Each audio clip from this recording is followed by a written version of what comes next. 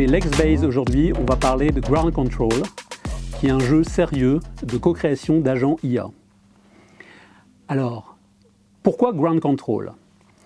Aujourd'hui, tout le monde parle d'intelligence artificielle. Le sens est bien compris. On va gagner en productivité. Les tâches qu'on va faire plus rapidement, ce sera au profit d'un repositionnement des avocats en cabinet, des juristes en entreprise, pour consacrer davantage de temps au conseil, à la relation client, à la veille stratégique, à la création juridique. Mais force est de constater que l'envie manque. Les gens rechignent à passer à l'acte sur leur écran individuel et à se lancer dans l'IA. Moi, je vois 3 raisons à cela. La première raison, c'est la complexité. La complexité parce qu'on va parler maintenant en 2026 d'agents IA et effectivement, ça structure un raisonnement qui enchaîne analyse, décision et action. La deuxième raison, c'est les risques. C'est-à-dire qu'avec l'IA, le sujet n'est plus l'algorithme, mais ce sont les données. Et les données sont partout, elles ne sont pas seulement dans l'entreprise, elles sont à l'extérieur de l'entreprise. On ne sait pas si elles sont entraînées, pas entraînées, sécurisées, pas sécurisées.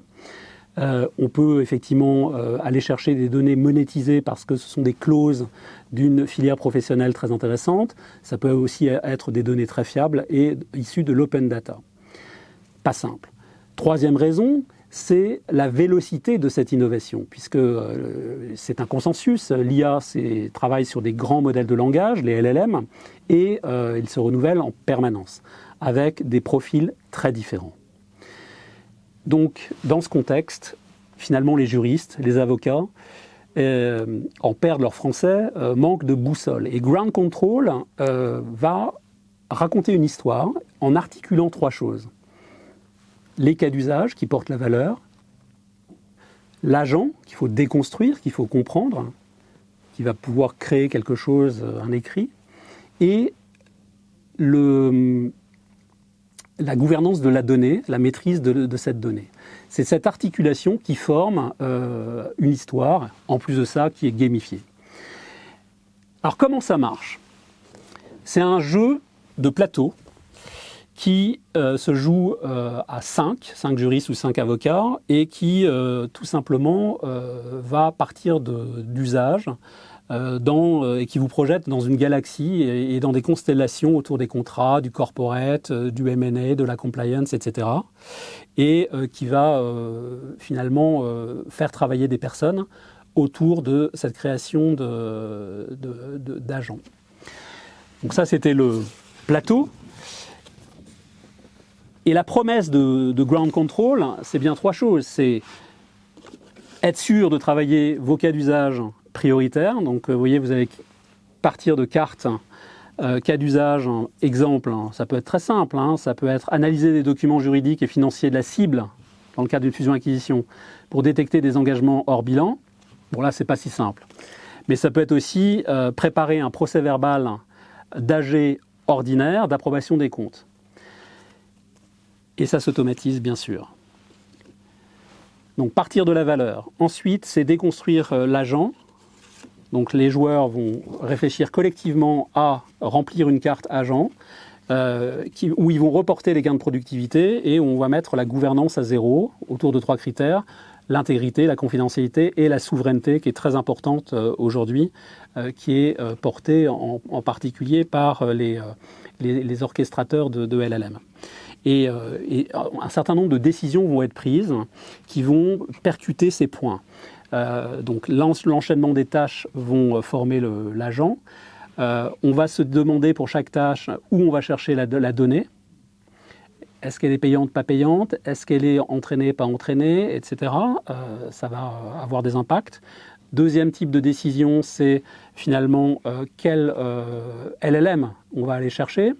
Est-ce que c'est Anthropic ? Est-ce que c'est tel hyperscaler ou LegalTech ? Et puis, où mettre l'humain dans la boucle ? Voilà le cœur du jeu, c'est bien cet agent. Et finalement, à la fin, on va avoir des productivités nettes de bonne gouvernance des données et qui vont bien former dans le jeu le principe de réalité que je citais autour de le gain de performance ou de productivité sous contrainte de bonne gouvernance. Alors pourquoi ça marche ? En partie parce qu'on va fluidifier les choses dans ce jeu en distribuant des rôles délégués. C'est animé, finalement, mais c'est auto-animé, ce jeu. Vous pouvez l'animer vous-même.